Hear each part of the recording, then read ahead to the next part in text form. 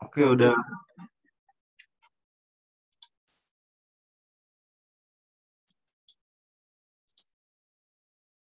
Oke, cek. Ya. Terus share screen dulu. Yang bersinar menerangi jiwaku, andaikan ku dapat mengungkapkan perasaanku.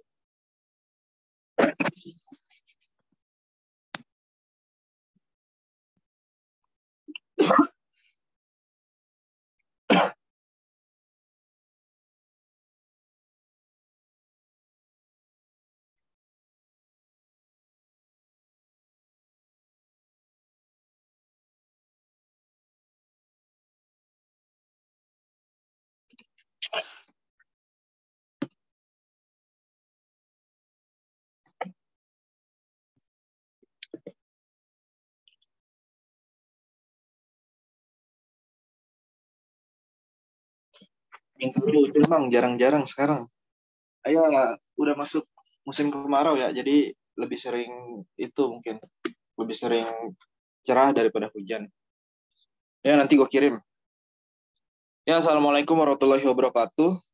Selamat selamat sore semuanya. Sekali lagi minal aidin wal faizin. Mohon maaf lahir dan batin buat teman-teman semua. Ya mungkin selama pembelajaran kita ini gitu, selama kalian join Taman Siswa, join Lazarus, ya gue sering ya mungkin di chat nggak bales gitu, atau enggak apa namanya ditanyain belum sempet kejawab, terus gue sering ledekin di kelas, ya gue minta maaf gitu. Buat Timi, buat teman-teman semua, buat siapa sih yang datang nih, gue absen coba. Buat Acil, Afnan, Ais, Ajeng, Ale, Alesha, Binyamin, dan teman-teman semua, gue minta maaf. Ya, kalian gak ada yang mau minta maaf nih sama gue.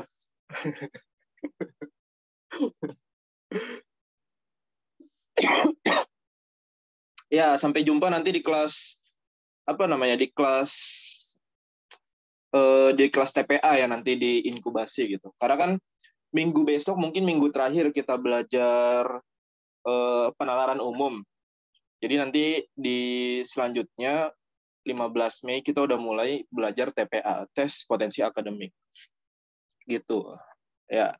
Kurang lebih materinya agak berbeda banget gitu sama PU, tapi emang ada beberapa apa namanya materi-materi yang emang mirip sama PU. Kayak misalkan ada pola barisan, terus ada analitik, cuma analitiknya beda dengan analitik PU yang hitungan gitu.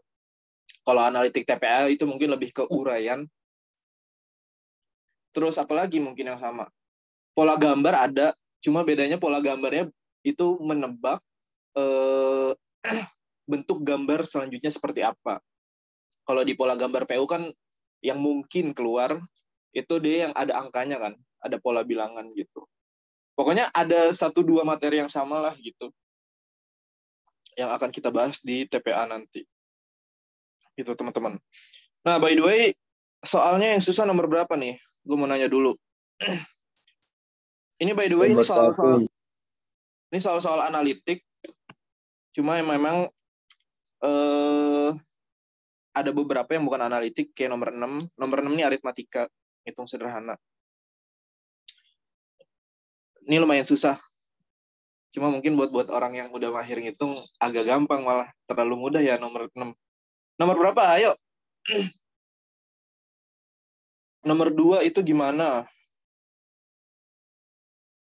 Nomor 2 sedikit ngitung, tapi nanti emang banyak itunya. Banyak nalarnya. Nomor 2, nomor 1. Nomor 1 emang susah ya? Ya, kita bahas dari atas deh.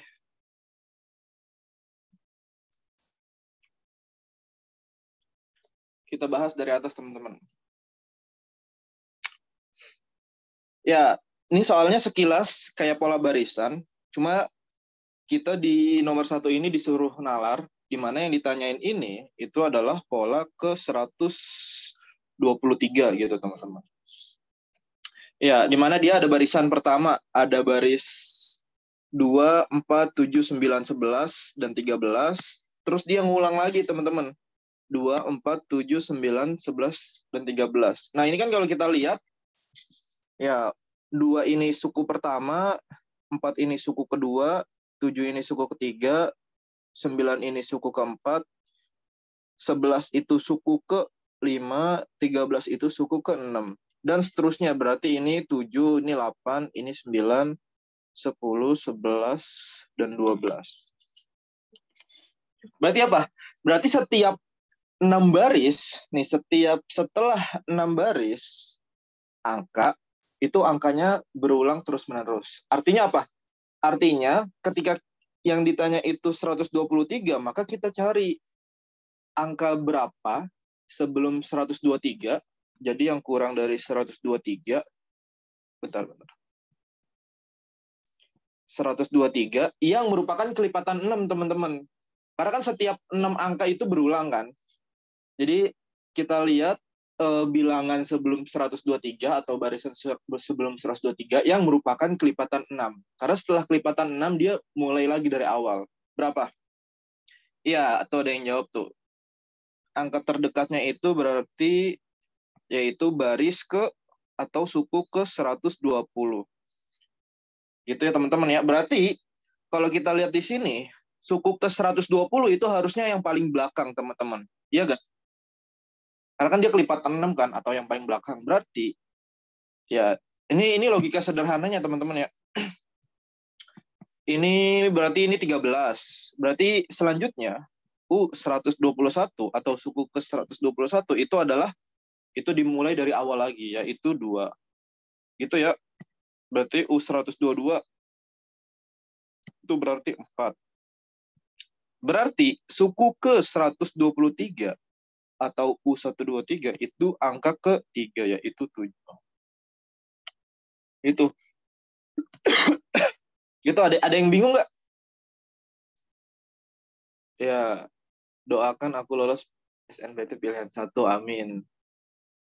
Nomor 67 susah. Bentar, tuh lihat nomor 67. Ada yang mau nanya nggak nomor 1 ini? Oh, nomor 67 bingung. Oke, ntar gue jelasin. Nih, jadi gini. Jadi, karena ini kelipatan 6, simpelnya gini. Ini kalau kalian bingung ya. Kalau mau kalian mau ngitung, ini kan 123 itu dibagi 6, teman-teman. Iya nggak? Dibagi 6. Ini gue agak zoom deh. Gue hapus dulu. Ini gue hitung di sebelah kiri. Coba perhatiin sebelah kiri. 123 itu dibagi 6 gitu. Nah, kelipatan dari 6 yang terdekat itu berapa? 6 dikali 20, di mana 6 kali 20 itu adalah 120. Jadi ini itu didapat dari 6 kali 20. Gitu. Nah, dikurang deh. Sisanya berapa? Sisanya 3 angka. Nah, berarti si 3 ini itu adalah baris ketiga. Aduh, sorry. Gitu ya. Nah, kita lihat aja baris ketiga apa? Ya, baris ketiga 7. Gitu ya. Dibagi 6. Kenapa dibagi 6? Karena ini ada 6 angka yang berulang.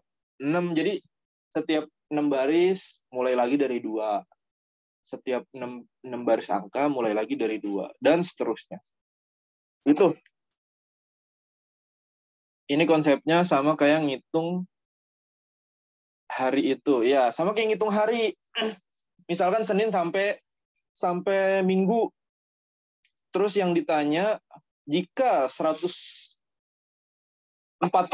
hari lagi, misalkan si Dinda liburan, maka Dinda liburan hari apa? Jika hari ini adalah hari Senin. Maka ya kita tinggal cari kelipatan 7-nya, berarti berapa? Terdekat dari 141. Ya, berarti kelipatan 7 terdekat itu adalah 140. Berarti tinggal plus 1 hari kan? Berarti plus 1 hari. Gitu. Angkanya berulang dengan angka yang berbeda. Maksudnya gimana nih? UI, coba UI. Angkanya berbeda kalau misal angkanya nggak berulang gimana? Ya, maka ketika angkanya nggak berulang, dan yang ditanya suku ke 123, itu mau nggak mau kita harus pakai rumus suku ke N gitu kan. Atau UN sama dengan suku pertama ditambah N-1 B, di mana kita nyari suku pertamanya apa gitu. Terus B-nya ini selisihnya berapa gitu. Kalau misalkan angkanya nggak berulang, maka yang berlaku nanti kayak gitu. UN sama dengan A plus N min B. Nah, kalau yang geometri apa? Berarti UN sama dengan A dikali R pangkat N min 1 gitu. Itu mungkin dipelajarinya di materi PK gitu, atau di materi PM. Nah, soalnya kalau materi ini kan bukan materi pola barisan aritmatika kan, atau geometri. Iya, gitu ya. Siapa tuh? UI. Bismillah, semoga masuk UI. Ya, ada lagi gak yang bingung? Yang mau nanya? Coba yang mau nanya, ini gua wajibin pakai apa? Pakai on mic ya, teman-teman. Coba kalau nanya pakai on mic dong. Udah nggak on cam, on mic mager kalian. Mau masuk PTN lagi. Ya, lanjut ya. Soal ini nggak bisa pakai rumus UN. Iya, nggak bisa lah, jelas. Karena kan ini bukan barisan aritmatika kan. Soalnya kalau barisan aritmatika itu pasti bedanya itu sama atau selisihnya sama. Misalkan 1, 4, 7, 10. Ini kan setiap barisan bedanya sama kan? Atau selisihnya itu 3. Ini 3. Ini 3. Maka ya mau sampai suku ke 1001 itu juga bisa dapat, teman-teman. Karena selisih tiap barisnya itu sama. Ya, gitu ya teman-teman ya. Itu ada di materi PK sama PM. Pola barisan dan deret, aritmatika dan geometri. Lanjut. A mendapatkan gaji tetap sebesar 6 juta per bulan.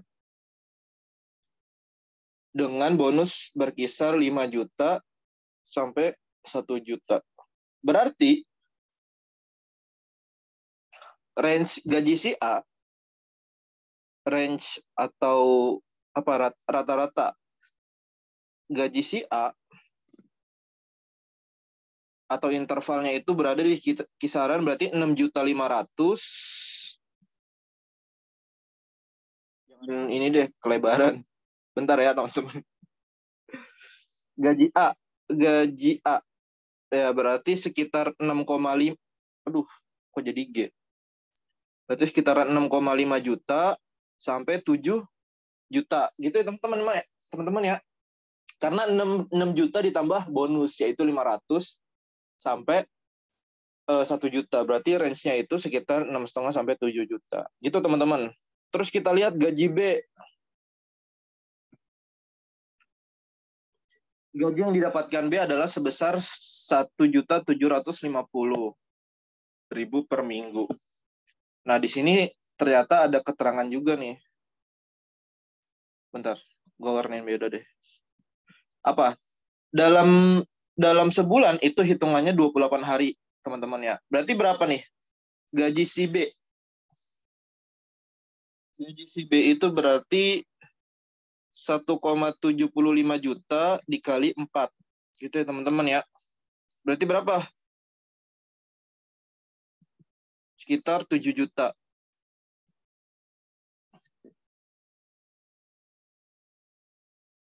Terus kita lihat gaji C. Gaji C ini berapa? Nih, ini agak ngebingunginnya di sini ya.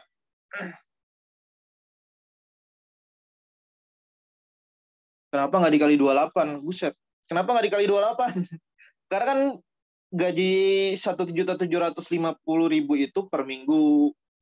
Nah, 28 dibagi 7 hari itu adalah 4 minggu. Berarti sebulan itu ada 4 minggu. Makanya dikali 4. Gitu ya. Kenapa dikali Kenapa nggak dikali 28? Kecuali kalau gajinya si B itu 1.750.000 per hari. Gede banget ya gajinya 1.750.000 per hari. Gitu ya. Nah, gaji C berapa nih? Tinggal gaji C. Gaji C sebagai penjual kopi menjual 20-30 gelas per kopi. Dengan harga satuan 10.000. Berarti apa? Berarti untung hariannya, bukan untung sih. Penjualan hariannya dia itu kisaran 200.000 sampai 300.000. Didapat dari mana, teman-teman?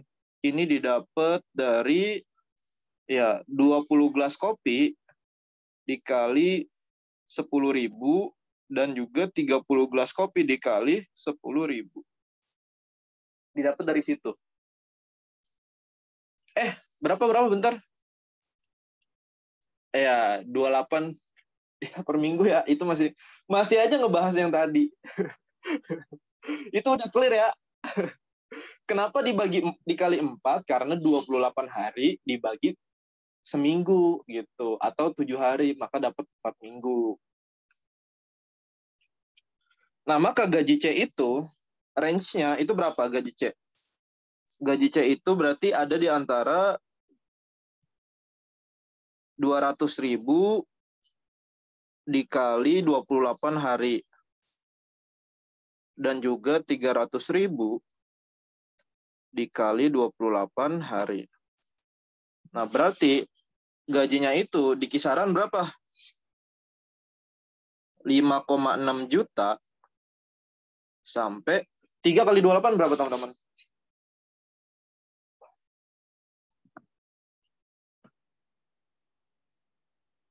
Ya, 3 kali 28 berapa sih? 28 kali 2, 84 ya? Berarti 5,6 sampai 8,4 juta. Ini gue tandain lagi. Nah, ini udah ketahuan ya range gajinya. A itu 6,5 sampai 7 juta. B itu 7 juta. Dan C itu 5,6 sampai 8,4. Manakah pernyataan yang paling tepat? Emang apa? Ya, salah satu soal PU yang sering keluar, baik di soal deduktif, induktif, ataupun kuantitatif, itu biasanya dia nanya yang paling tepat. Itu. Pendapatan C lebih rendah dari B. Menurut kalian di mana deh jawabannya, yang mana? Ini agak ngebingungin emang nih. Coba Rifa Salsabila, kenapa jawabannya B? Rifa. Yang C kan dia maksimalnya 8,4 juta kan. Kalau dibandingin yang A maksimalnya 7 juta. Jadi menurut aku lebih tinggi yang C, Ci. Iya beneran C. Yang C lebih apa tadi? Kalau B yang apa C? Iya, yang B kalau gajian C kan dia maksimalnya itu 8,4 kan. Kalau yang gaji A itu dia maksimalnya 7 juta. Berarti dia lebih gede daripada si A. Ya. Berarti kalau kita ngitungnya, kalau dilihatnya dari yang 5,6, emang yang C itu lebih rendah. Tapi kalau dilihat dari yang yang paling tinggi, yang C itu paling tinggi. Tapi kan di sini kalau kalian perhatiin itu manakah pernyataan yang paling tepat? Gini, misalkan kalau kita lihat range paling tinggi ya, itu mungkin si C ini paling tinggi. Kalau kita lihat gaji maksimalnya. Nah, kalau ini 7 juta, ini 7 juta. Gitu. Makanya di opsi nomor 2 ini itu nggak ada pendapatan C adalah yang paling tinggi, itu nggak ada.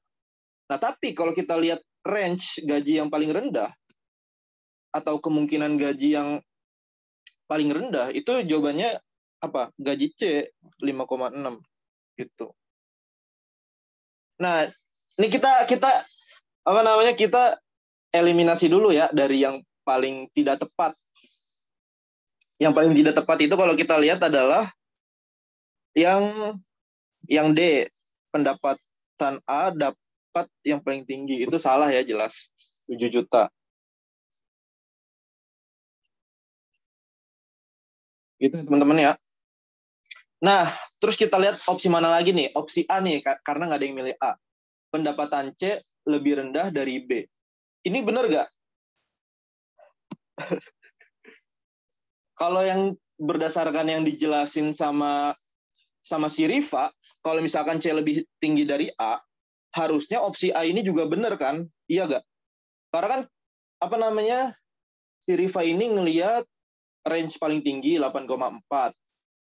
Nah, tapi kalau kita lihat range paling rendah, opsi ini juga bisa benar. Maka kalau kita lihat paling tinggi sama paling rendah, harusnya opsi ini itu salah. Gitu. Gitu ya. Karena kan si kamu Riva tadi itu ngelihatnya itu C itu dari sudut pandang 8,4, range paling tinggi. Tapi kalau dilihat dari opsi range paling rendah, gaji yang paling rendah, kalau dia cuma jual 20 gelas kopi, harusnya opsi A juga benar.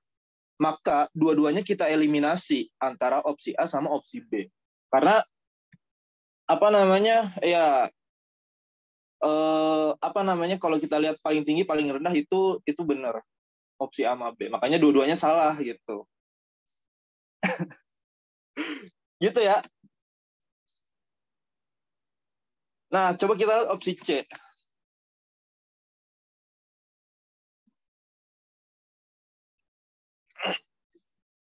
Pendapatan B lebih tinggi daripada A. B lebih tinggi daripada A.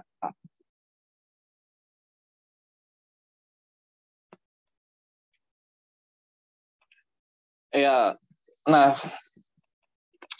ya gitu sih, bener juga sih. Intinya kalau kita nanya yang benar, itu kalau nggak opsi E sama opsi C sebenarnya. Nah, yang sebenarnya yang harus kalau gue sih lebih ke E. Kenapa? Karena secara general dia kan nilai minimalnya kan 5,6. Kalau kita semua tarik gaji yang paling kecilnya, si A dapat 6,5, si B dapat 7 juta, sedangkan si C dapat 5,6. Gitu. Itu apa namanya? Itu yang paling paling apa namanya? Paling general gitu atau paling umum. Kita ngelihat range-nya yang paling rendah. Tapi kalau kita lihat opsi B ini dia rada kurang adil. Kenapa? Karena si A ini dia bisa 6 atau enggak 7 juta gitu. Makanya apa namanya?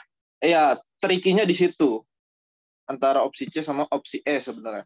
Kalau opsi B itu kenapa salah? Karena itu apa namanya? Kalau opsi B dibenerin, opsi A juga bisa bener gitu loh.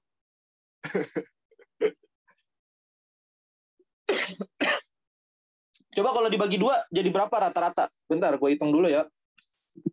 Kalau pertanyaannya rata-rata ya.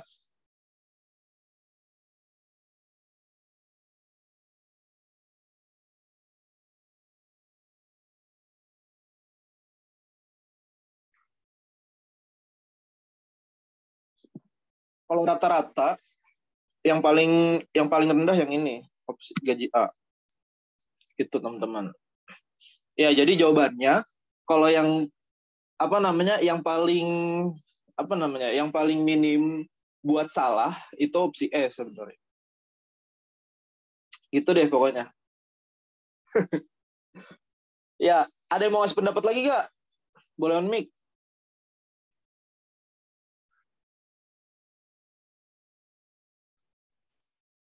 Babe, maaf Bang. Ya, Umi Farida. Iya, jadi kalau menurut saya yang yang C itu nggak sesuai karena pendapatan B lebih dari A kalau A-nya maksimal. Enggak. Terus kalau yang E itu tuh pendapatan C dapat yang paling rendah, ada kata dapatnya. Jadi pendapatan yang C itu bisa paling rendah, bisa yang paling tinggi juga. Jadi Ya, menurut Umi Kalsum, Apa? Berarti. Iya. Nah, ya benar. Kenapa yang lebih tepat? Karena di sini ada kata dapat. Jadi pendapatan C dapat jadi yang paling rendah gitu loh. Kenapa? Karena kalau kita lihat range-nya dia, kalau dia cuma berhasil ngejual 20 gelas kopi, itu ya cuma 5,6 juta. Gitu. Tapi kalau yang D salah kenapa? Pendapatan A dapat yang paling tinggi. Belum tentu. Kenapa? Karena ada si C. 8,4 juta. Makanya kalau misalkan dikomparasi, C itu apa namanya? Ya agak kurang adil gitu. Karena dia nyarinya nilai maksimal dari B-nya aja. Tapi gaji A nggak diperhitungkan. Gitu ya.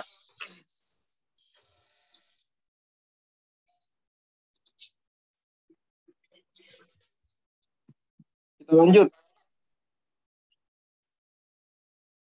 Itu ini gue merahin.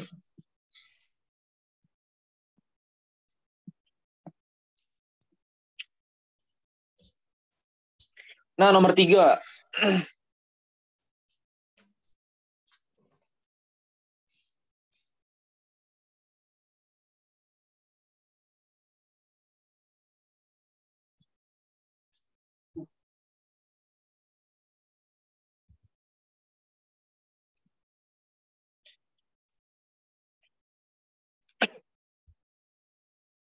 Ya, nomor 3. Ini masih pada ngedebatin apa nih? Gue baca dulu bentar ya. Kan pernyataan itu pendapatan B lebih tinggi dari A. Bukan A nggak bisa ngelebihin B. Bentar, gue cerna dulu. Kan pernyataan itu pendapatan B B lebih tinggi dari A. Ya, intinya apa namanya opsi C itu tadi salah karena dia apa namanya ngambil dari satu sudut pandang bahwa si B itu 7 juta itu udah mentok gitu. Sedangkan si A-nya itu nggak bisa dapat 7 juta. Padahal kan dia bisa dapat senilai kan. Intinya kayak gitu. Kita move on ke soal nomor 3 sekarang. Ya, ini Aku mau jawab, Kak. yang bocor bentar. Boleh Dinda, silakan jawab.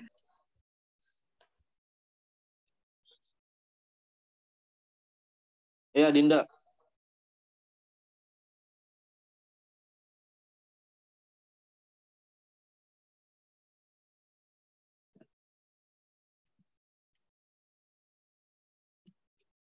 Udah ngomong belum sih Dinda? Halo Dinda.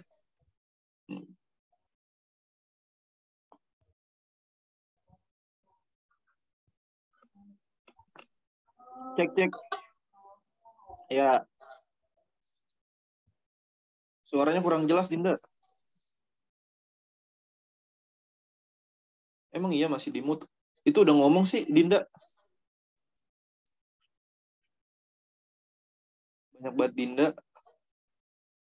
Bentar. Tadi yang ngomong siapa? Tadi yang ngomong siapa tuh? Itu kayaknya aku, Kak. Oh, Rosa. Yang mau Iya. jawab siapa jadinya? Rosa, yaudah. Yowes, Rosa. Jawab. Oke. Jadi itu kan kalau biasanya kita ini langsung aku jelasin aja nggak apa-apa kan, Kak? Boleh. Gue yang Nah, nulis. jadi misalnya kalau biasanya nih di soal biasa kita nyari bonus tuh kan gaji awal terus tuh dikali persenan misalnya 8% per 100 gitu kan.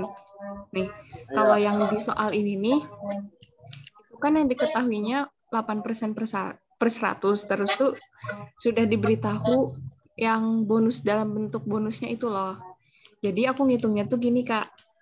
Kayak 19.800.000 ini aku kali 100 per 8% gitu. Kayak, iya deh. Bukan. Maksudku kebalik-kebalik. Aku ngitungnya tuh kayak 19.800 ini ku bagi 8, ku bagi 100. Ku bagi 8 deh, ku bagi 8 baru ku kali 100. 19.200.000 dibagi 8. Baru dikali 100. 100 deh ya, nggak usah persen. Ya berarti hasilnya itu yaitu tadi berapa nih? 240. 240 juta. Ya, simpelnya kayak gitu ya. Tapi kalau kita urain lebih apa namanya? Lebih luas lagi, ini kita harus pakai perbandingan senilai. Di mana 8% itu kita dapat uang itu 19.200.000 nih bonusnya ya, gitu ya. Nah, maka kalau misalkan 100% itu dia berapa nilainya atau X-nya atau yang ditanyanya gitu. Berapakah nilai kontrak keseluruhan yang berhasil didapatkan? Artinya berapa gaji pokoknya si Suranto ini gitu sebagai konsultan hukum. Berarti ya masukin sama kayak tadi. Berarti X itu nanti 19.200.000 dikali 100 terus dibagi 8. Makanya nanti dapat sekitar 2.400.000. Nah, ini namanya 240 juta ya.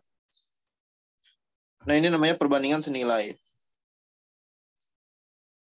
Itu. Jadi jawabannya apa tuh, C? Ya. Ya gitu. Rosa ya berarti tadi yang minta jawab. Iya, Kak. Soalnya tadi Dinda mic-nya bunyi juga. Jadi gue kira Dinda yang nanya. Makasih, gitu. Kak. Ya, sama-sama. Makasih, Rosa. Yang lain, ada yang masih bingung nggak? Ya, Dinda tadi kepencet berarti.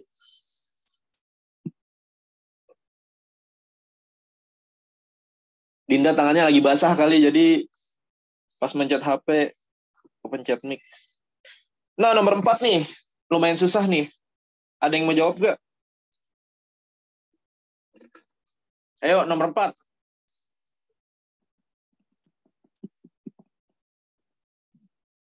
Nomor 4 nih. Gue kasih kesempatan.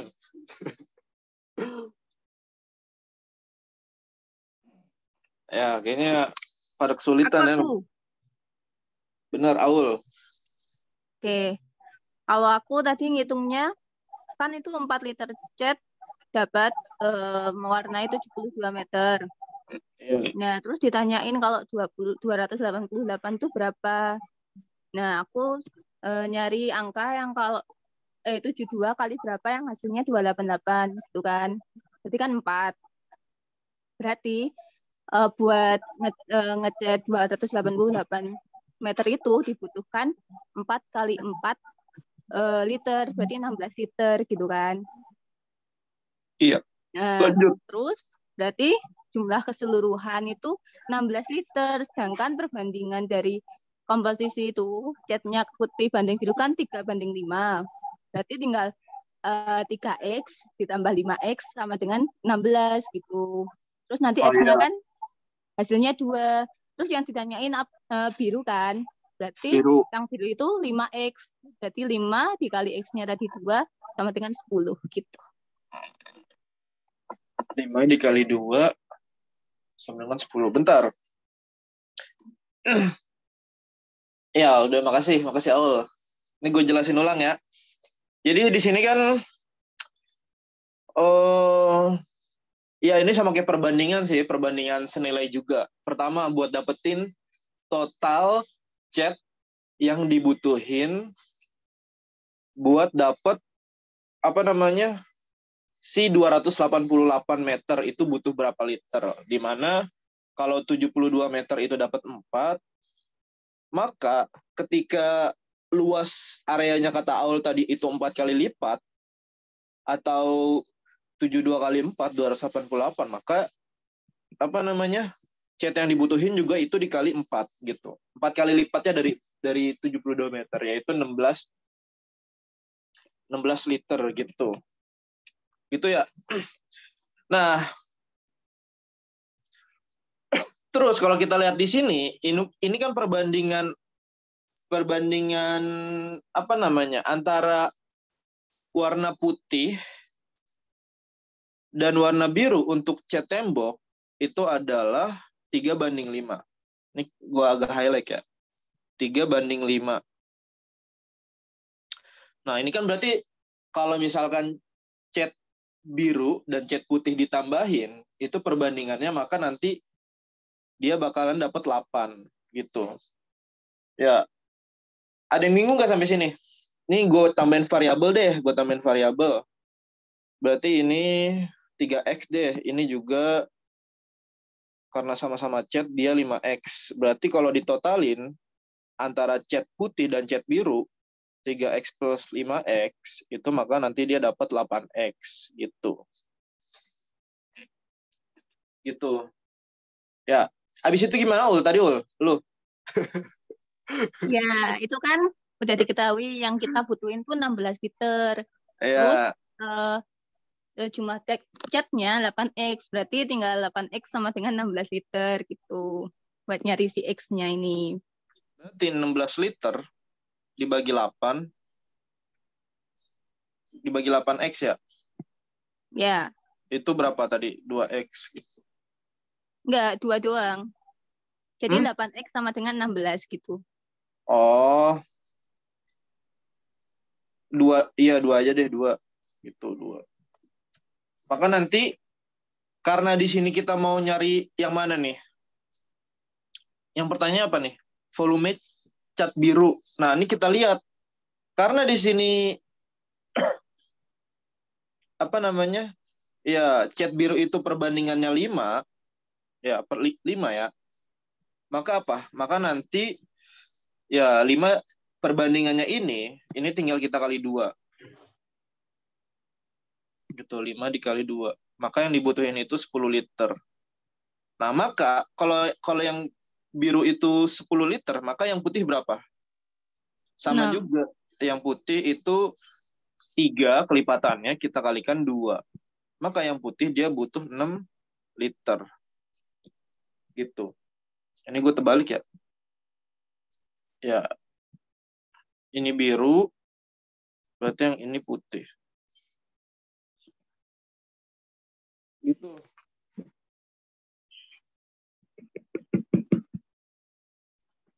Atau enggak gini kalau kalian bingung ya, 16 dari mana, buset. Kita mundur sedikit nih. Tadi kan gue summary berarti ngejelasin ulang nih. Kalau misalkan 72 meter tadi di soal dijelasin, dia butuh 4 liter cat gitu. Ya enggak? 72 meter itu dapat 4 liter. Atau dibutuhin 4 liter cat gitu. Artinya apa? Kalau kita kalkulasiin sederhana, berarti kalau misalkan 72 dibagi 4 liter, maka dapatnya itu sekitar 18 meter kuadrat per liter air. Per liter cat, sorry. Gitu. Ini kalau gue ngitungin, gue jabarin dari ulang ya. Jadi, kalau misalkan mau ngecat 18 meter kuadrat, itu butuh 1 liter. Kalau mau ngecat 36, itu butuh 2 liter. Kalau mau ngecat 54, itu butuh 3 liter, dan seterusnya. Maka kalau 288 meter, itu tinggal kita bagi 18. Maka dapatlah berapa? 16 liter cat gitu. Ini kalau pakai perhitungan ya, gitu. Atau kalau cara Aul tadi gini, 288 meter itu dia kan 4 kali lipatnya dari 72 gitu. Jadi 72 kalau dikali 4 itu 288. Maka cat yang dibutuhin itu juga harusnya 4 kali lipat lebih banyak dari yang 72 meter. Maka dapatlah 16 liter. Gitu. Atau kalau kalian bingung gini, kita pakai perbandingan. Di akhir ya, di akhir nih. Kalau kalian bingung tentang si 2 ini, kalau kalian bingung tentang 2 gini. Ini kan perbandingan biru sama putih itu 3:5. Berarti buat tahu berapa banyak cat biru yang dibutuhin, itu tinggal kita bikin perbandingan. 5/8 dikali 16 liter. Kenapa 16 liter? Ini asal mulanya kayak gini. Ini gue turunin dulu deh rumusnya. Kalau misalkan 8 8 cat itu dia bisa 16 liter perbandingannya, maka kalau misalkan perbandingannya 5 itu berapa teman-teman? X gitu. Ya enggak? Maka nanti nilai X cat biru itu 16 kali 5 per 8, berarti 10 liter. Gitu. Ada yang bingung sampai sini? Ada yang masih bingung nggak sampai sini? Ya, tuh buat yang nanya. Umay masih bingung. Siapa lagi? Aman. Si Umay kecanduan Iksan sindrom nih berarti. Pak Ade sindrom. Nih gue jelasin ulang deh. Coba Umay, on mic nggak ngertinya di mana? Biar gue jelasin di part itu aja. Coba Umay. Kebetulan gue lagi lupa, Umay, suara lu kayak gimana? Mic-nya aneh katanya.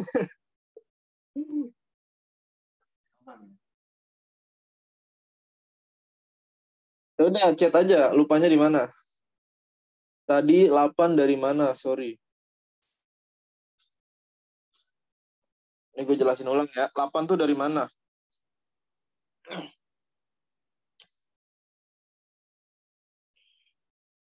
Ini 8 itu dari mana? Ini gue hapus dulu deh yang di bawah. Gue hapus dulu dari bawah. Gue jelasin ulang ya. Ini soal agak emang susah. Makanya gue pelan-pelan aja. Gue ulang lagi. Nah, dia kan tadi dapat 16 liter nih. Berarti ini total cat yang dibutuhin. Total cat untuk 288 meter kuadrat gitu deh. Ya gak? Nah, 8 itu tadi dapat dari mana? Nah, ini kita lihat perbandingan yang di awal. Komposisi warna putih dan biru untuk cat tembok sebuah rumah adalah 3:5. Nah, ini kan berarti perbandingan setelah diperkecil kan, 3:5 gitu. Sama kayak misalkan, ini gue kasih contoh sederhana, misalkan Umay punya duit 5.000.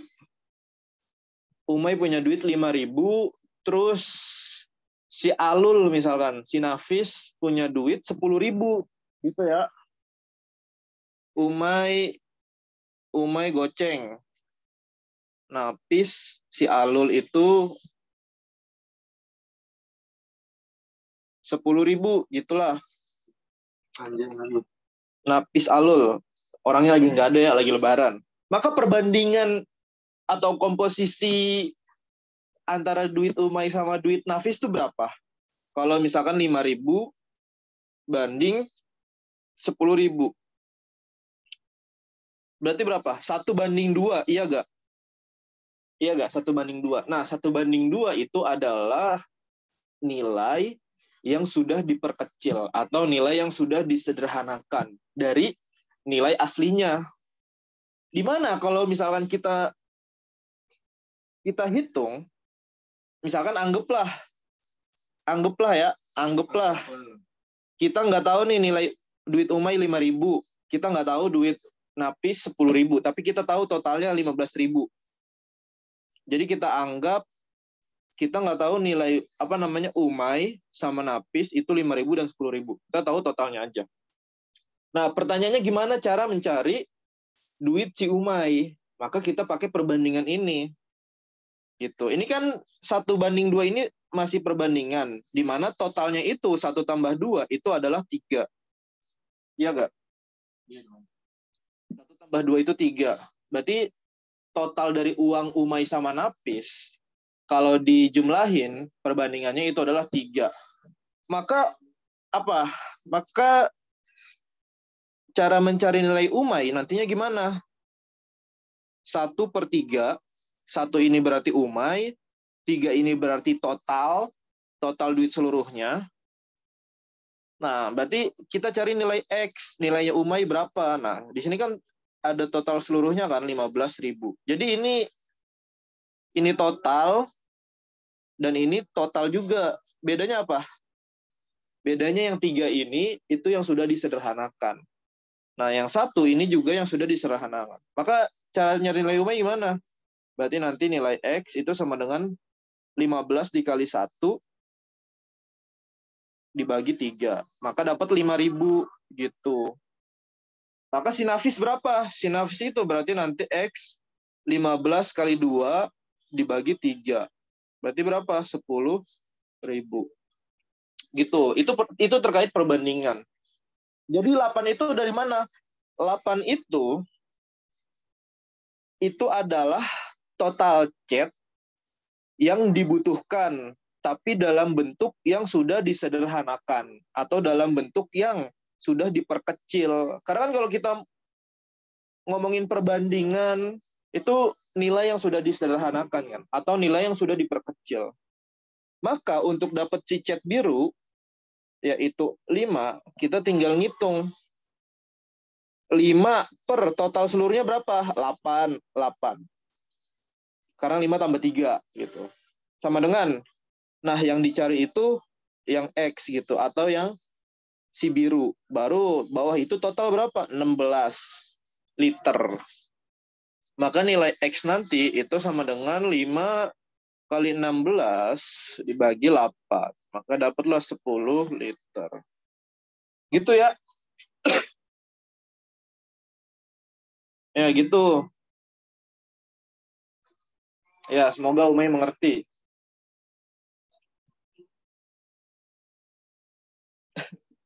Jadi 3:5 itu perbandingan yang sudah diperkecil. Nah, 8 itu adalah total cat yang dibutuhin dalam bentuk yang sudah disederhanakan.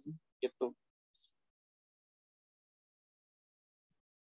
10 liter. Nah, lanjut. Kita ke nomor 5.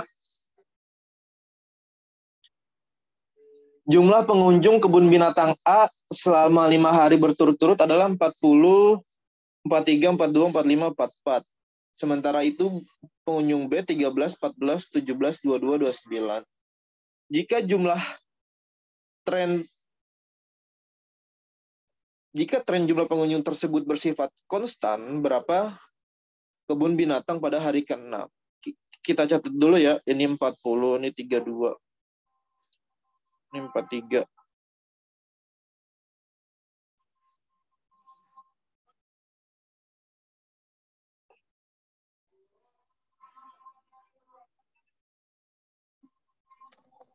Nggak ada 32-nya, Bang. Iya, makanya gue bingung. 45, 44. 43-nya hilang sekarang. 3.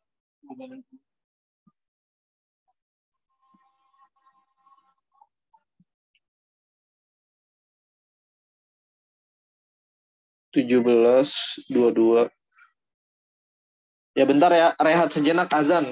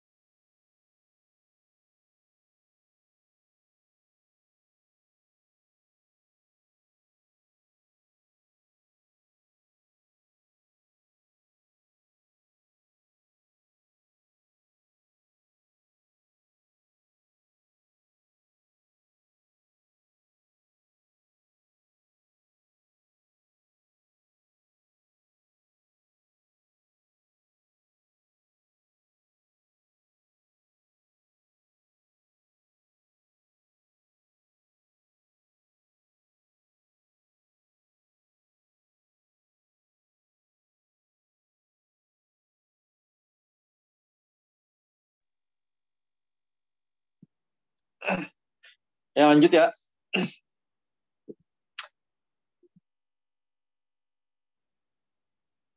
Mau lihat coretan nomor 4, bentar nih gue geser. Tuh, kalau mau lihat.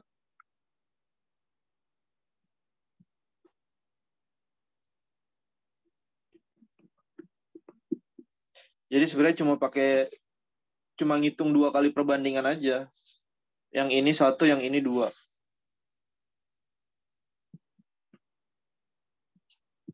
Sami-sami. Nah, lanjut. Nomor 5. Tadi Umay katanya bisa nih soal ini. Coba Umay, gimana Umay?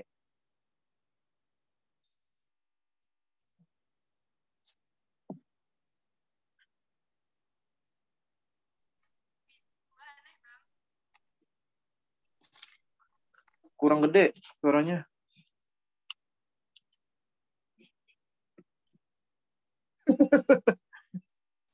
Ya udah nggak usah maksain dah Umay. Gua aja dah nggak apa-apa. Nah, lanjut ya. Jika tren jumlah pengunjung tersebut bersifat konstan, berapa pengunjung kebun binatang hari ke-6? Berarti kan ini apa nih? Hari pertama, nih kedua, ketiga, keempat, kelima, keenam. Ini juga sama nih, 1, 2, 3, 4, 5. Berarti ini hari ke-6. Pertanyaannya, berapa pengunjung A di hari ke-6 dan berapa pengunjung B di hari ke-6? Nah, ini kan ada penjelasan di sini. Tren jumlah pengunjung itu konstan. Bersifat konstan. Nah, kita lihat pergerakan tiap harinya itu gimana. Misalkan di hari A itu pertama 1 ke 2 di kebun binatang A itu berarti nambah 3 orang. Terus di sini berkurang lagi 1 orang. Terus di sini nambah lagi 3 orang. Di hari kelima itu turun lagi 1 orang. Gitu. Maka selanjutnya berapa? Karena perubahannya konstan, maka harusnya nambah lagi 3 orang. Maka di hari ke-6 itu ada berapa? 47 orang. Di mana 44 tambah 3. Gitu ya teman-teman ya. Begitu juga dengan di yang B. Hari B itu pertama plus 1 orang. Yang kedua nambah 3 orang. Yang ketiga hari keempat berarti nambah 5 orang. 22 ke 9 itu nambah 7 orang. Berarti selanjutnya kemungkinan dia adalah nambah 9 orang. Karena perubahannya konstan kan. Ini 2, ini ada 2 lagi, ini 2, ini 2. Maka 29 tambah 9 berapa? 29 tambah 9 itu 38. Maka jawabannya adalah yang D. Gitu, 47 dan 38. 29 tambah 9, 38. Cuk. Ya. Umay kalau masuk PTN, keterima SNBT nanti berarti minta beliin HP sama mama. Nah, nomor 6 nih. Nomor 6. Coba. Siapa nih yang mau?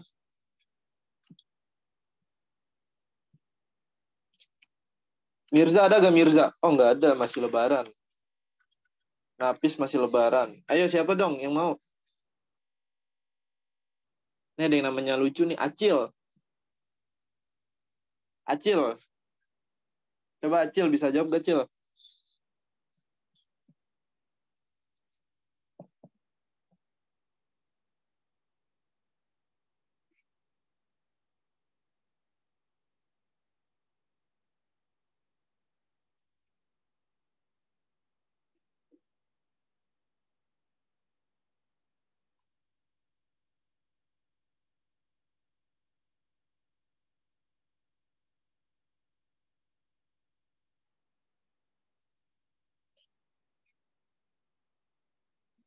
Bingung ya? Ya Acil nggak jawab. Nah, yang pertama, karena dia nyari perhitungan yang lebih besar, nggak bisa ya? Wes, nggak apa-apa. Nah, karena dia nyari perhitungan mana yang lebih besar, maka kita harus tahu dulu 39% ditambah 3,45 itu berapa. Gitu ya? Kita hitung. Berarti 39% ditambah 3,4/5. Nah, ini kan berarti berapa? 39% itu kan sama aja 39/100. Ya gak? Terus 4/5 itu kalau disederhanain itu sama aja 3 ditambah 4/5 gitu teman-teman. Ada yang bingung nggak sampai sini? Ini sebenarnya cara mengubah ke bentuk desimal sih. Sama kayak misalnya gini, kalian nemu nilai pecahan campuran 1/2. Ya, gitu ya. Itu kan sama aja kayak 1 dikali 2. 2 tambah 1, 3. Berarti nanti 3/2. Atau bisa juga 1 ditambah setengah. Iya gak sih? Maka nilainya itu sama dengan 1 ditambah setengah itu berapa? 0,5. Berarti 1/2 itu sama dengan 1,5. Gitu ya. Sama kayak soal nomor ini, nomor 6 ini. 39/100 itu sama dengan 0,39. Gitu ya teman-teman ya. Nah, 3,4/5 itu sama dengan 3 ditambah 4 dibagi 5 berapa? Jadiin semua kita jadiin desimal aja ya. 4/5 itu sama dengan nilainya 0,8. Dapat dari mana? Ini kalau kita perbesar dikit, 4 kali 2. 5 kali 2 itu kan sama aja kayak 8/10 kan. Nah, 8 dibagi 10 itu 0,8. Jadi kalau kalian ada yang bingung berapa nilai pecahannya, kalian coba arahin ke per 10 atau per 100 biar gampang. Karena mau tahu nilainya Umay. Gitu. Bisa juga misalkan kita kali berapa nih? Kita kali 20. Jadi berapa berarti nanti? 80/100. Nah, 80/100 itu nilainya juga sama kayak 0,8. Atau 8/10 itu juga sama kayak 0,8. Gitu. Jadi kalau kalian bingung sama nilainya, coba penyebutnya kalian cariin ke per 10 kalau bisa gitu. Kayak misalkan ya ada 2/5. Itu berapa sih Bang pecahannya? Nah, ini coba kita perbesar ke 10. Ini berarti dikali 2, ini juga dikali 2. Berarti dapatlah berapa nih?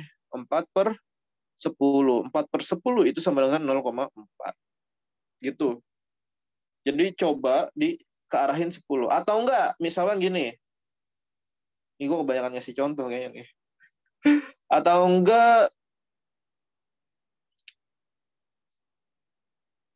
7/20. Gini deh, 7/20. 7/20. Ini kita kali 5. Ini kita kali 5.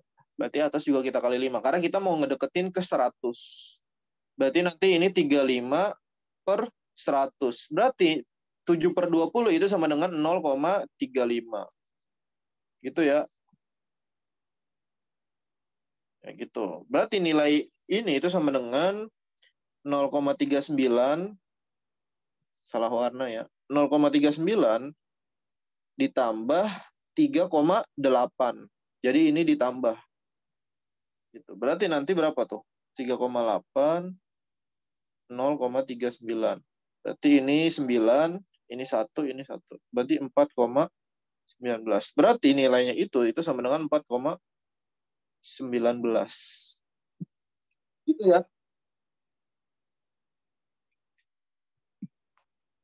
Gitu. Nah, kalau kayak gini mau nggak mau kita cari yang paling besar. Mau nggak mau kita hitung 1 per 1.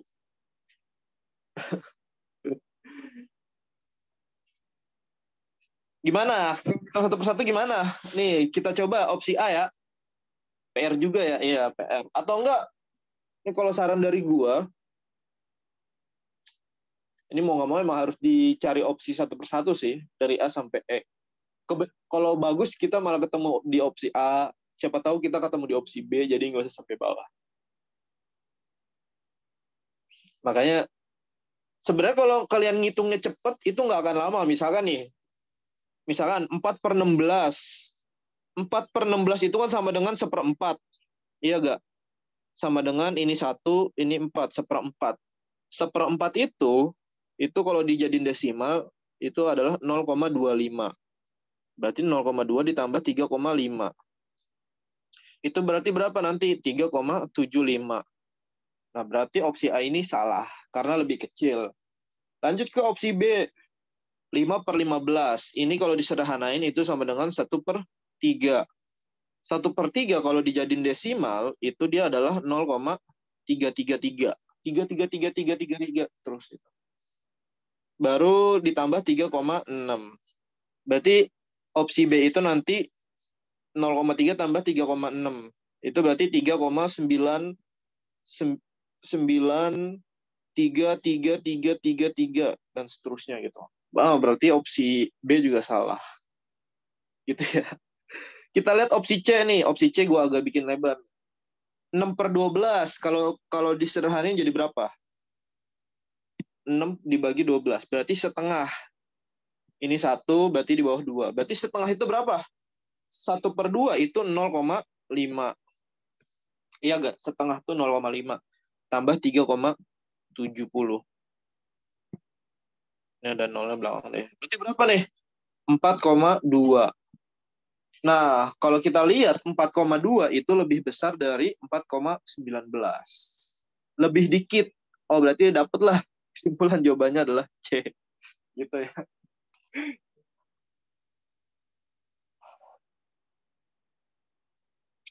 Gitu. Atau enggak lu mau mastiin gitu. Lu pastiin coba. Opsi D, 7/21 kalau disederhanain. Kalau disederhanain itu jadi 1/3. Berarti berapa nanti nih opsi D? Berarti 0,333 ditambah 3,8. Berarti berapa nih? Berarti 4,13. Berarti 4,1333. Nah, ini lebih kecil dari 4,19. Opsi D salah. Opsi E, 5/20 itu sama dengan 1/4. Ini 1, ini 4. Berarti jadi 0,25 ditambah 3,85. Dapatlah berapa nih? 4,1. Nah, ini lebih kecil juga. Jadi jawabannya tetap C. Gitu ya.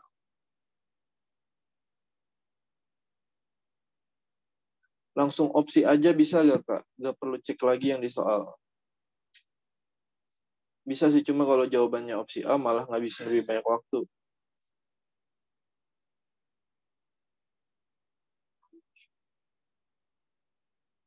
Ya, sebenarnya yang lebih enak sih masing-masing tiap orang beda ya. Tapi kalau gue tadi lebih enak, lebih terbiasa buat tahu nilai dari 39% tambah 3/4/5.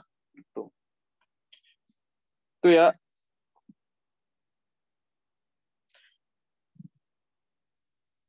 Nah, lanjut nih. Baru nomor 7 ya. Santai teman-teman. Udah nggak taraweh kan? Ya. Kontraktor akan melakukan pembangunan sebuah gedung dengan mempertimbangkan beberapa kondisi berikut. Jika pencairan anggaran berjalan lancar, waktu penyelesaian lebih cepat 15%. Ini gue tandain deh.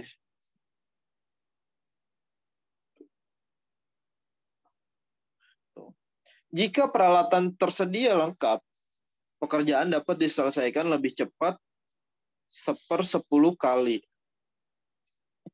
Lanjut. Jika menggunakan pekerjaan yang berpengalaman, itu lebih cepat 1/4 kali. Itu ya. Jika izin memberikan bangunan terhambat, waktu penyelesaian pekerjaan bertambah 5%. Gitu, teman-teman. Pertanyaannya, manakah kondisi yang perlu dipertimbangkan agar dapat paling cepat menyelesaikan pekerjaan? Nah, ini ya sebagian besar soal PU itu rata-rata kayak soal-soal kayak gini nih. Jadi ngitungnya sedikit, tapi apa namanya nalar buat dapat opsinya tuh yang agak-agak banyak. Nah, ini kalau kalian bingung, ini sebenarnya kita satuin aja ke persen misalkan. Ini 15% ya, lebih cepat. Gitu. Nah, kalau 1/10 itu berarti berapa persen? 1/10 kali 100%. Karena kan kita mau jadiin persen kan? Berarti berapa? Ya, lebih cepat 10%. Gitu. Ya, pokoknya karena kita nyari kemudahan, kita satuin ke bentuk persenan aja gitu. Tapi terserah kalau kalian mau ke bentuk desimal, kalau mau ngebingungin nggak apa-apa. Misalkan kalau ke desimal berarti ini 15/100. Ini sama dengan berarti 0,15. Berarti kalau ini 0,10. Tapi sama aja. Terserah kalian mau persenan, mau desimal, bebas. Nah, ini 1/4 kali. Berarti kita 1/4 kali 100%. Berarti berapa? Lebih cepat 25% gitu. Nah, kalau yang ini terhambat 5%. Maka kalau dia mau yang paling cepat, kita cari angka yang paling gede. Karena dia bisa mempercepat pekerjaan. Berarti berapa nih? Pakai pekerja yang berpengalaman. Bentar nih, gue ijoin aja deh. Kalau pekerjaan yang berpengalaman, sama satu lagi apa? Yang cepat. Ini, pencairan anggaran berjalan lancar. Karena dia 15%. Kalau yang peralatan tersedia lengkap itu cuma 10%. Maka kita cari manakah yang terkait dengan anggaran sama pekerja yang berpengalaman. Opsi mana nih?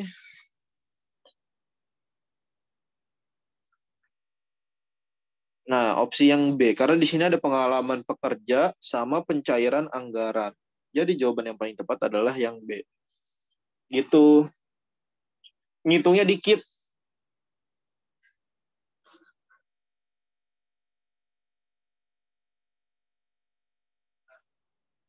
Pokoknya kalau ada duit, terus pekerjaannya pinter-pinter, pasti cepat selesainya. Betul juga sih. Soalnya kalau duitnya kecil, jalannya agak lama. Iya nggak? Lanjut nomor 8. Ada yang bingung nggak? Nomor 7.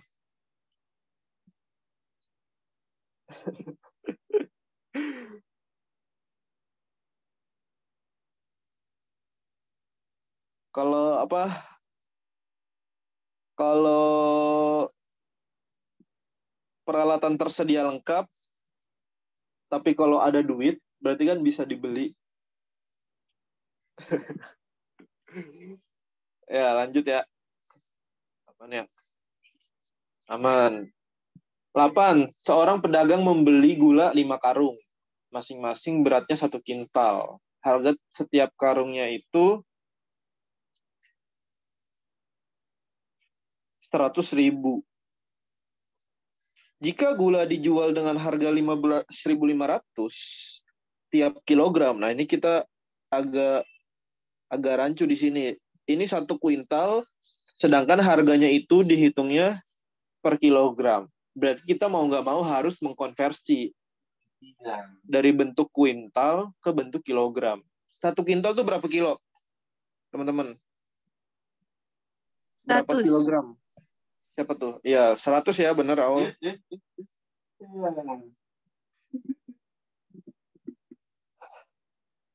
Berarti, bentar, kalau 5 karung, berarti kan ada berapa? Ada 5 kuintal kan?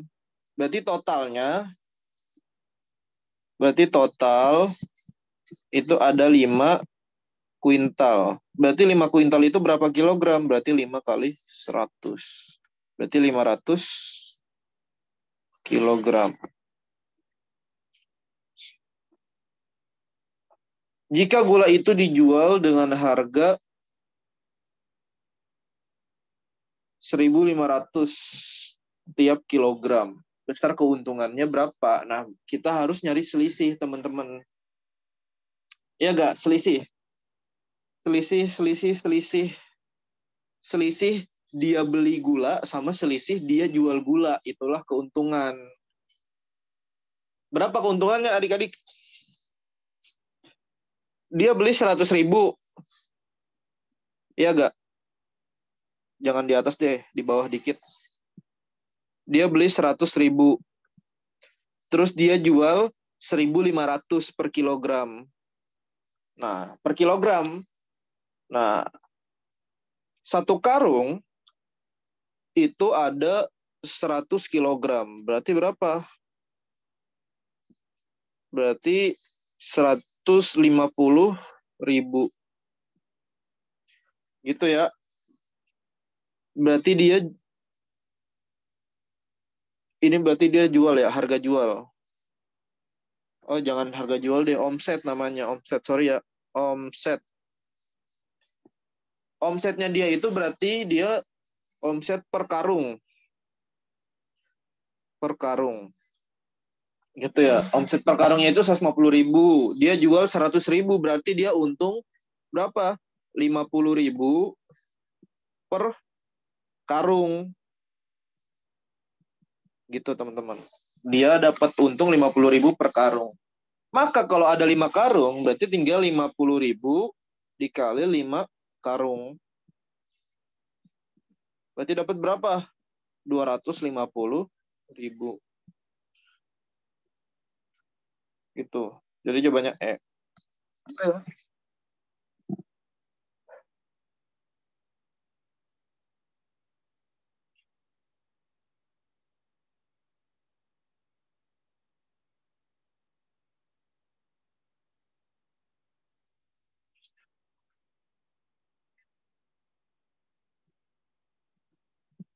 Lanjut. Nafis dan Mirja berdiri tengah lapangan bersama-sama. Nafis dengan tinggi 1,5 meter, dia punya bayangan 4,5 meter.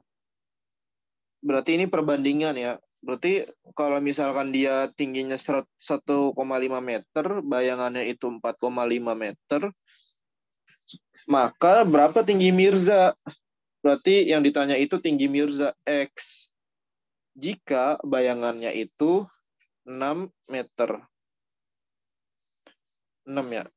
Artinya apa? Ini senilai ya. Di sini itu sama-sama tinggi. Yang jadi penyebut itu sama-sama bayangan. Gitu ya, itu namanya senilai. Maka berarti berapa? Berarti tingginya Mirza itu nanti 1,5 dikali 6 per 4,5 dikali silang. Gitu. Berarti berapa? 1,5 kali 6. 9. Dibagi 4,5. Maka bayangannya itu sekitar tingginya itu sekitar 2 meter. Cocok jadi pemain basket ya. Itu 2 meter nabrak pintu mulu.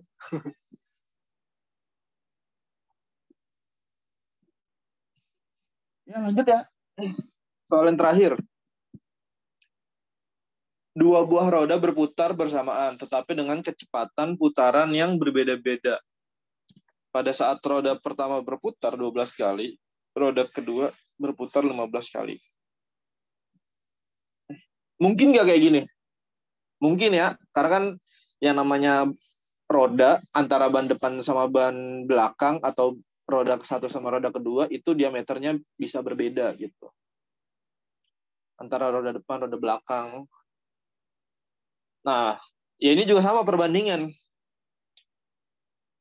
Berputar 12 kali, maka roda kedua berputar 15 kali. Jika roda yang pertama, maka kita bikin aja perbandingannya. Roda 12 kali. Ini roda pertama dia berputar 15 kali. Maka kalau yang kedua itu dia muternya 20 kali, 32, sorry. Maka putaran roda yang kedua itu berapa? X. Gitu. Jadi, ya ini senilai. Di mana 12 ini putaran pertama, 32 ini juga putaran pertama. 15 ini putaran kedua, yang ditanya di X itu juga putaran kedua. Itu namanya perbandingan senilai. Maka kita lihat di sini, maka nilai X itu sama dengan 32 dikali 15 per 12. Ini bisa disederhanain, bagi aja 3. Misalkan ini bagi 3 jadi 4. Ini dibagi 3 jadi berapa tuh? Jadi 5. Itu. Terus ini dibagi lagi. 32 bagi 4, 8. Berarti 8 kali 5. Berarti roda kedua itu adalah 40 putaran. Itu ya, teman-teman. Jawabannya adalah yang C. Ya, hore. Ya, itu aja. Ada yang mau nanya gak? Ada yang mau... Tuh, gue kasih lihat lagi catatan yang tadi.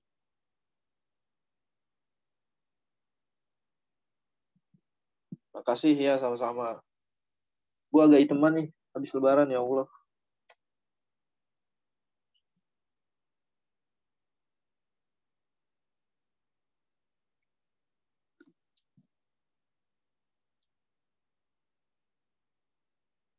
Ya, perbandingan berbalik ya. Perbandingan berbalik. Gini, perbandingan berbalik nih gue jelasin ulang. Walaupun kalau lu pernah ngeliat YouTube Alternativa, ada juga di sana ya, perbandingan berbanding nilai. Misalnya gini, misalkan ada sebuah rumah, bayangin ada sebuah rumah. Ada sebuah rumah.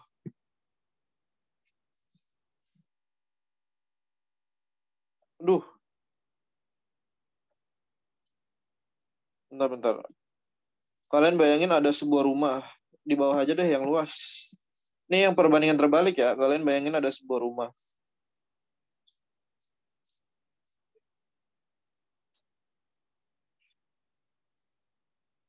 Tuh.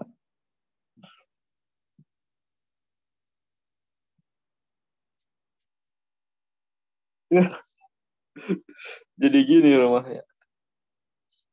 Ya, rumah ini rumah. Ini rumah.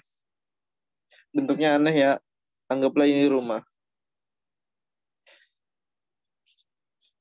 Nah, ketika ada orang yang ngerjain, misalkan 10 orang yang ngebangun rumah ini, maka waktunya itu, kelarnya itu 10 orang itu, anggaplah 60 hari. Gitu ya. Terus ketika orangnya berkurang, jadi anggaplah 5 orang. Maka nilai ini jadi lebih lama atau lebih cepat ketika orangnya berkurang. Apa? Pekerjaannya jadi lebih cepat atau lebih lambat? Kalau yang kerja. Alhasil ini jadi lebih banyak kan? Jadi ketika variabel yang salah satunya itu turun, maka variabel yang keduanya itu lebih tinggi gitu. Jadi antara variabel yang 1 sama 2 itu perubahannya enggak linear gitu. Berarti kan yang kedua ini lebih dari 60 kan? Lebih dari 60 hari harusnya. Nah, itu yang disebut dengan perbandingan terbalik. Penghitungannya gimana, Kak? Perhitungannya tinggal dibalik variabelnya. Misalkan kita ini 10 per 60 ya. Dimana yang anggaplah ini itu nilai X-nya deh. Ini X, ini Y. Gitu. Berarti ini X, ini Y.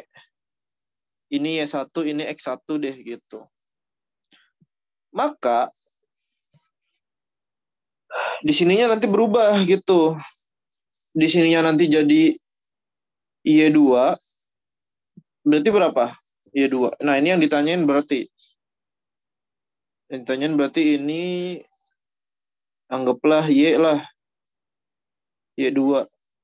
Nah, ini 5 orang. Jadi di sininya berbalik. Berarti di sini itu X2, di sini itu Y2. Gitu. Berbeda kan sama yang perbandingan sejalan, di mana X perbandingannya dengan X. Y perbandingannya dengan Y. Ini terbalik gitu. Maka nanti buat dapat Y2 berapa? Berarti apa ini yang gue terbalik? Bentar. Bukan gini.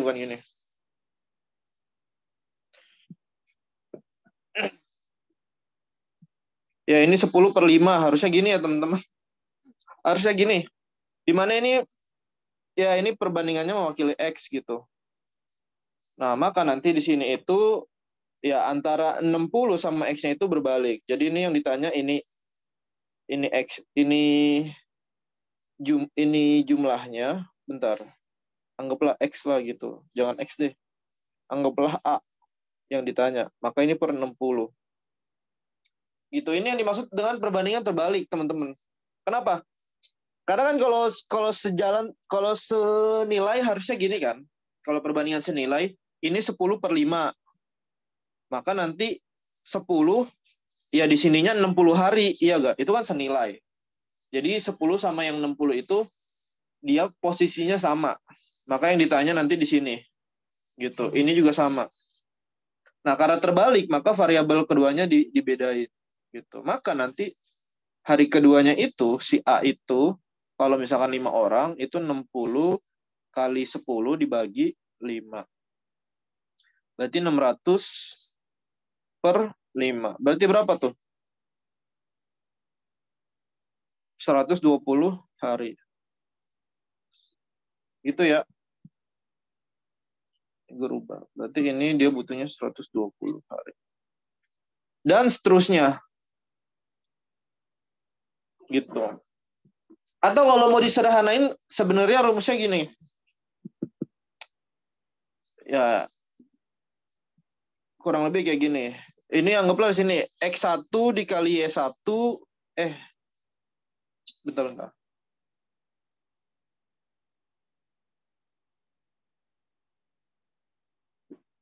Ya, begini, X1 dikali Y1 sama dengan X2 itu dikali Y2, variabel yang kedua.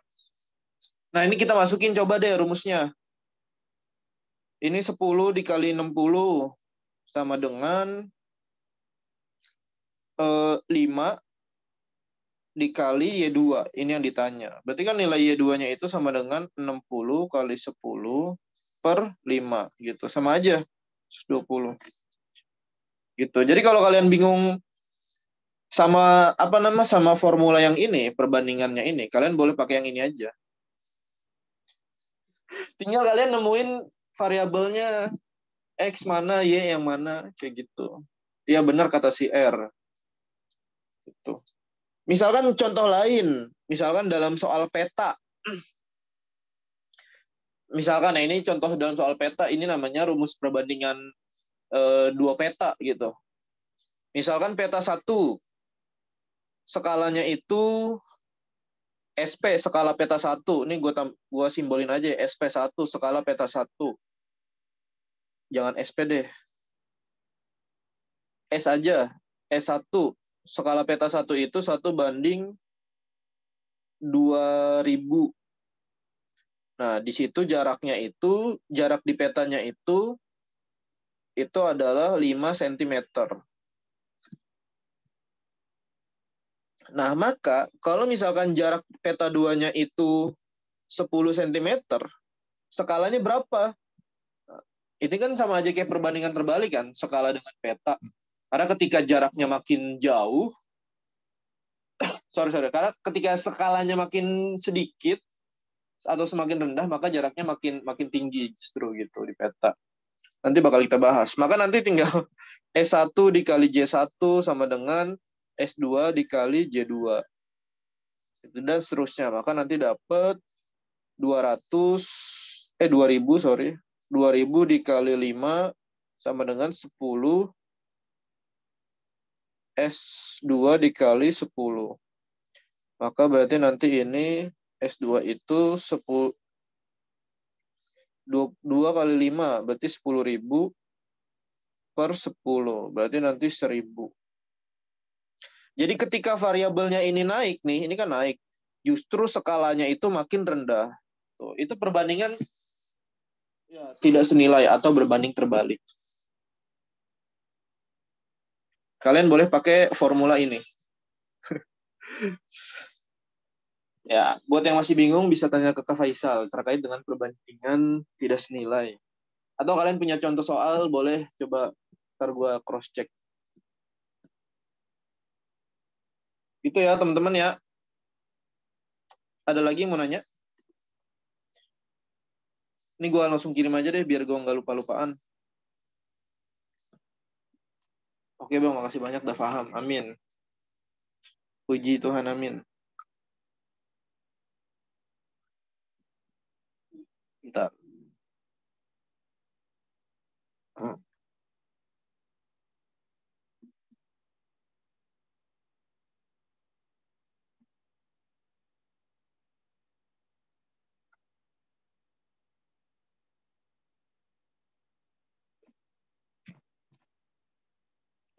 Udah sholat maghrib belum sih pada kalian? Baru maghrib ya.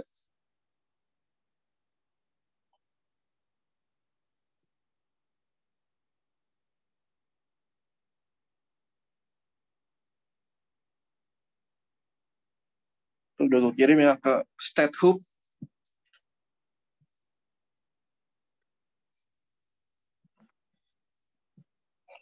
Ya, mungkin itu aja dari gua. Terima kasih buat semua yang udah datang hari ini. Jangan lupa nanti jam 9 ya. Jam 9, pukul 9 waktu Indonesia bagian Barat. Mas Dika, yaitu PK. Mas Dika baru sampai Lombok soalnya. Baru sampai dari penerbangan itu jam 8. Jadi jam 9-nya ngajar. Ya itu aja dari gua. Makasih buat yang semua udah datang. Minal aidin wal faizin. Mohon maaf lahir dan batin buat teman-teman semua. Assalamualaikum warahmatullahi wabarakatuh. Sama-sama.